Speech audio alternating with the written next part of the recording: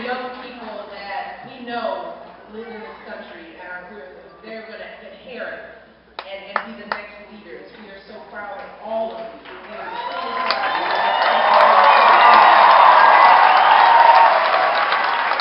And of course, I want to thank all of you for taking the time for joining us today. Thank you so much.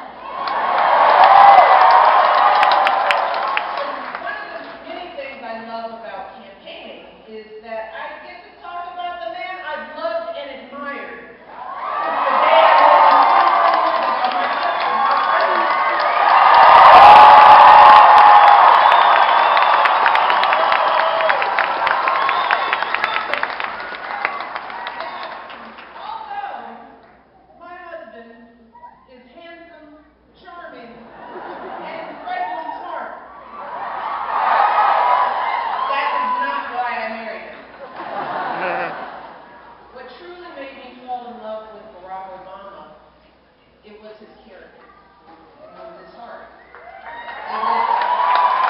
It was decency and honesty. What we see in him every day, his compassion and conviction. I love that Barack was so committed to serving others that he turned down high-paying jobs and instead started his career fighting to get folks back to work in struggling communities. I love that.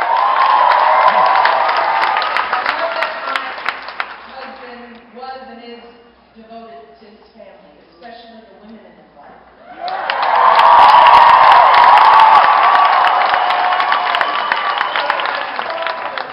He had for his mother. I saw how proud he was that she put herself through school while supporting him and his sister as a single mom. I saw the tenderness he felt for his grandmother.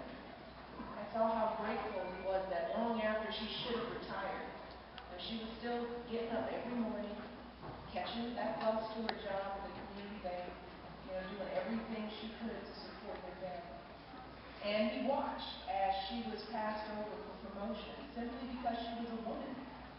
But he also saw how she kept on getting up, kept doing that same job year after year without complaint, without regret.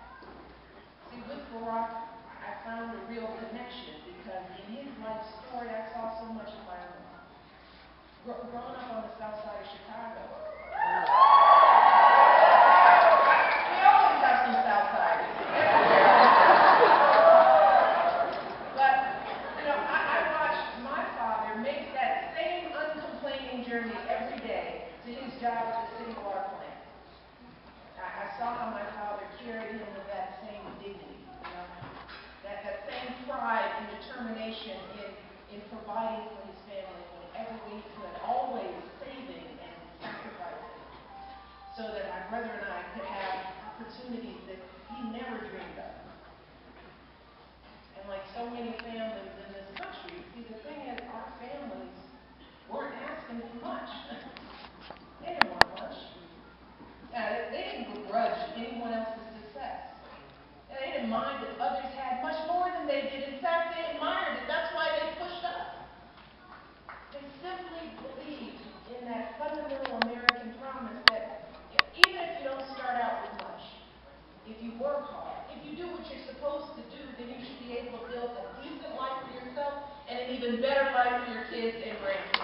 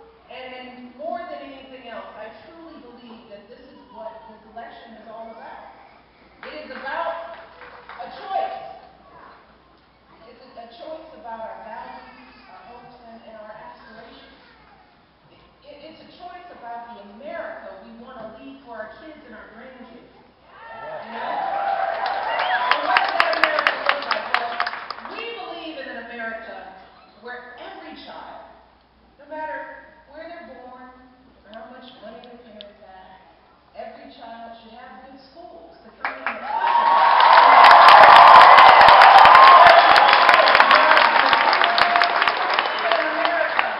where no one goes broke because someone gets sick.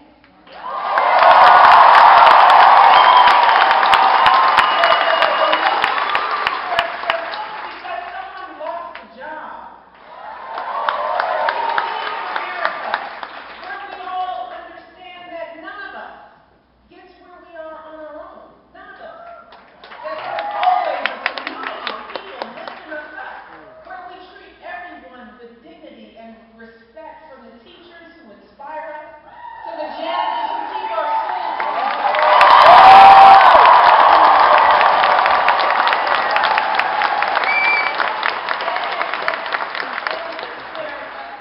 When one of us stumbles, when one of us falls on hard times, we don't tell them tough luck, you're on your own.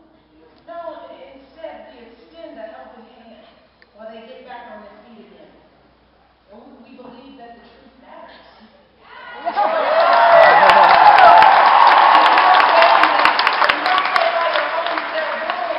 Instead, we reward hard work and success that's earned fair and square.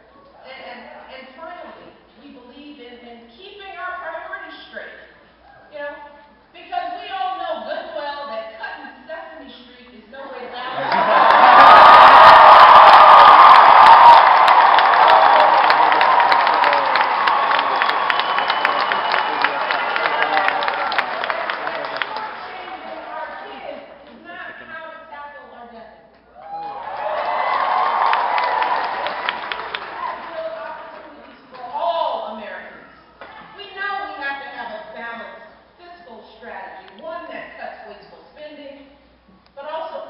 Investments in our future, things like education and infrastructure, or an economy that's built to last, that we know. And that is what my husband stands for.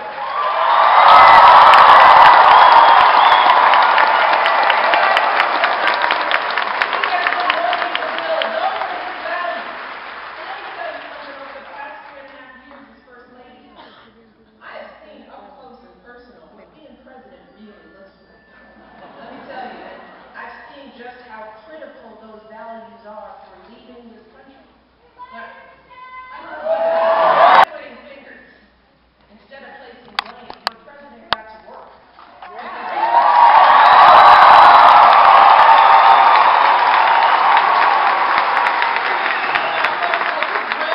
That's why he cut taxes for small businesses and working families, because our president believes that teachers and firefighters should not pay higher tax rates than millionaires and billionaires.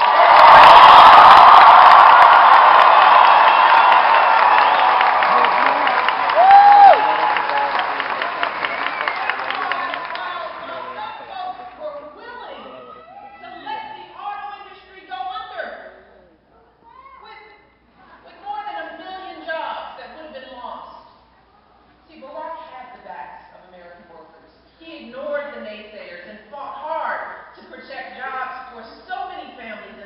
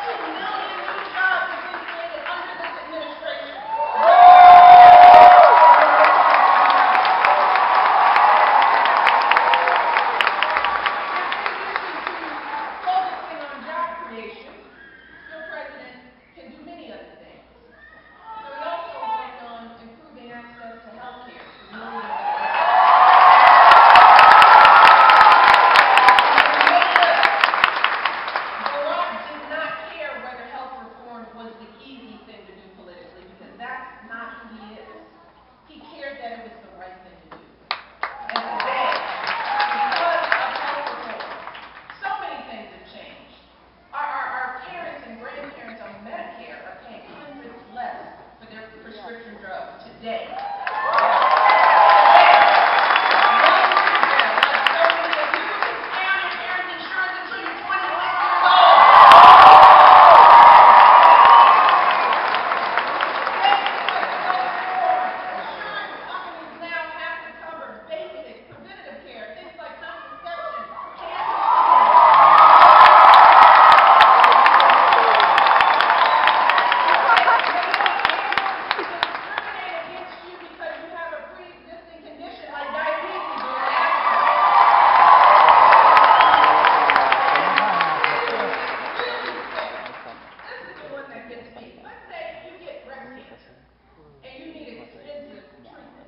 No longer can they tell you, sorry, you hit your lifetime limit and we're not paying a penny more. That is now illegal.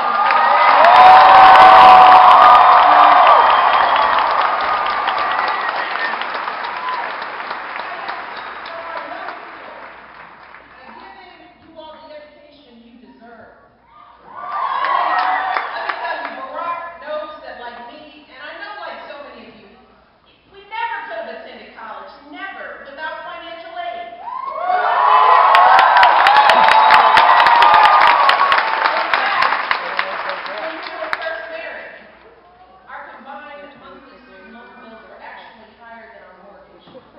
So when it comes to student debt, Barack and I have been there. This is not a hypothetical for us. And that is why Barack doubled funding for Pell Grants and worked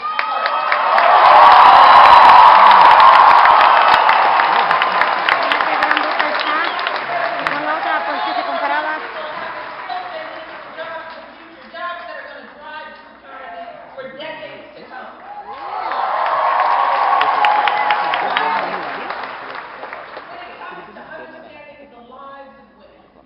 When it comes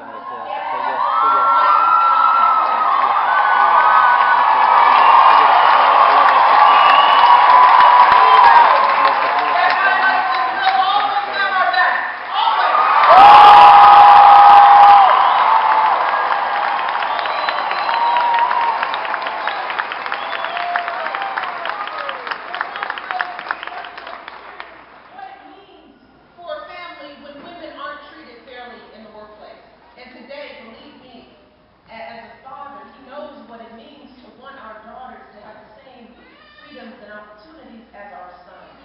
And that is why one of the first bills he signed as president was to help women get equal pay for equal work.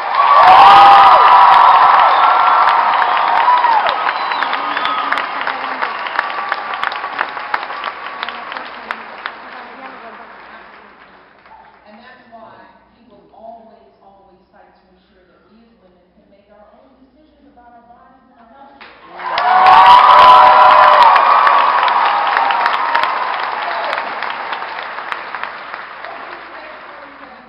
When you're out there,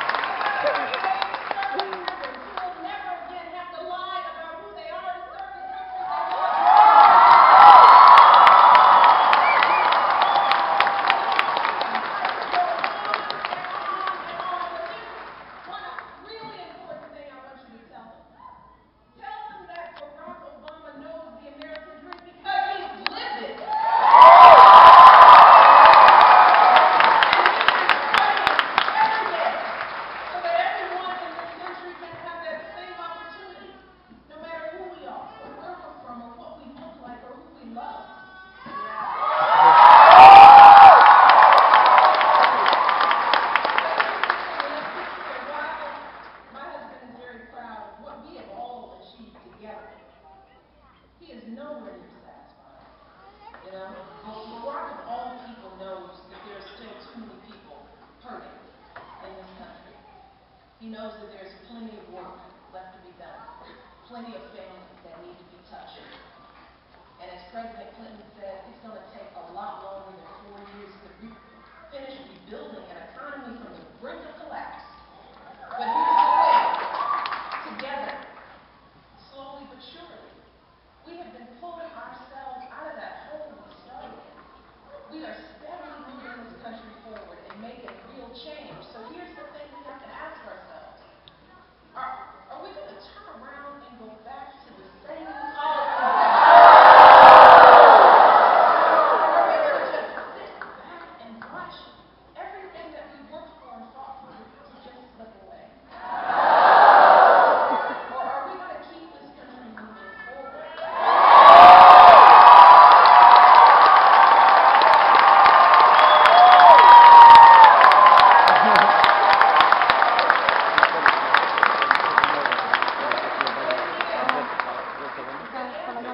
It's on us. Because all our hard work, all the progress we've made, it's all on the line. It's all at stake this November. And as my husband has said over and over again, this election will be even closer than the last one. That is the only guarantee. And it could all come down to what happens in just a few key battleground states, like right here in Colorado.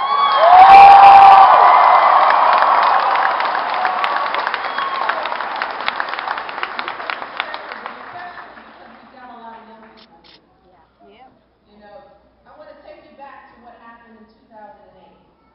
Back then, Barack won Colorado by about 215,000 votes. And while that might sound like a lot, when you break that number down across the precincts, across an entire state, for some of you, if there is anyone here or that you know who might be thinking that their vote doesn't matter, you know? If there's anyone thinking that their involvement doesn't count, that in this complex political process, that ordinary folks can't possibly make a difference. And I really want you to just have in your mind that 73 votes. Look at this room, right? This room could decide the election.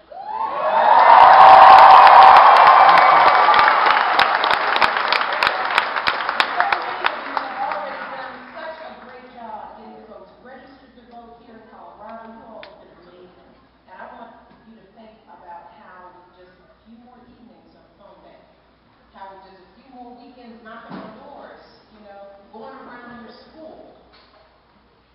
You all in this room could swing an entire precinct for Barack Obama.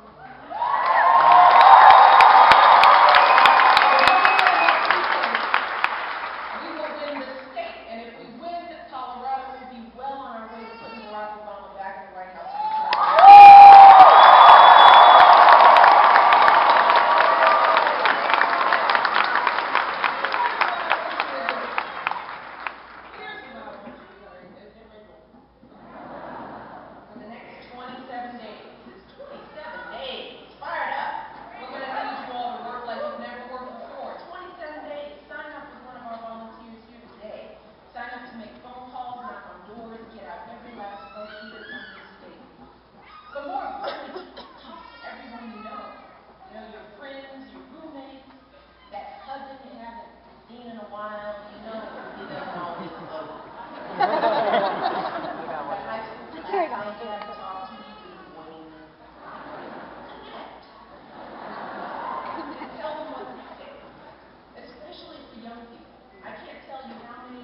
Young people in the last election told me, because I talked to my grandparents and told them how much this election means for my future, I changed their minds.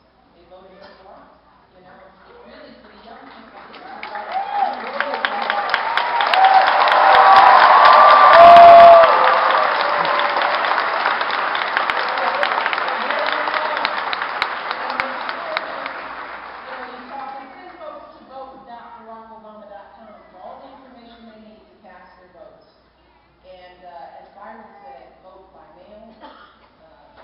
ballots start going out this month.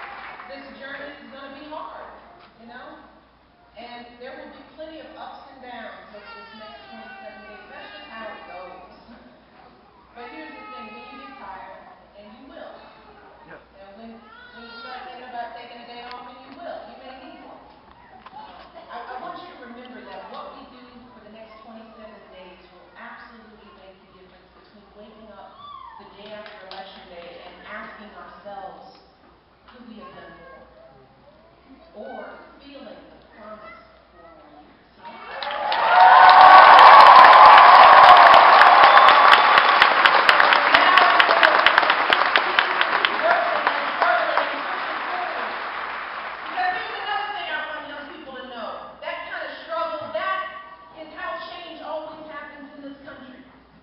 You know, real change requires patience and tenacity in anything you all do in life. You know, never let anybody talk you out of your dream. You keep pushing. This is just another example of that. And just know that if we keep showing up every day, if we keep fighting the good fight and doing what we know in our hearts is the right thing to do, then eventually we get there. We always do. I want our young people to understand that in America, we always move forward. There is every reason to be hopeful about the future you all will hold. And I'm hopeful because of you. I'm so proud of you. But here's the thing. Maybe change won't happen in our lifetime. Maybe in our children's lifetimes. Maybe in our grandchildren's lifetimes. Because in the end, that's what this is about. That's what elections are always about. Don't let anybody tell you differently. Elections are always about hope. You know,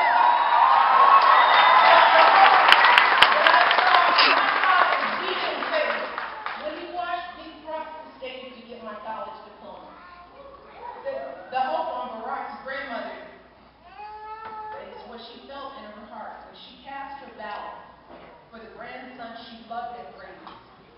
You know, the hope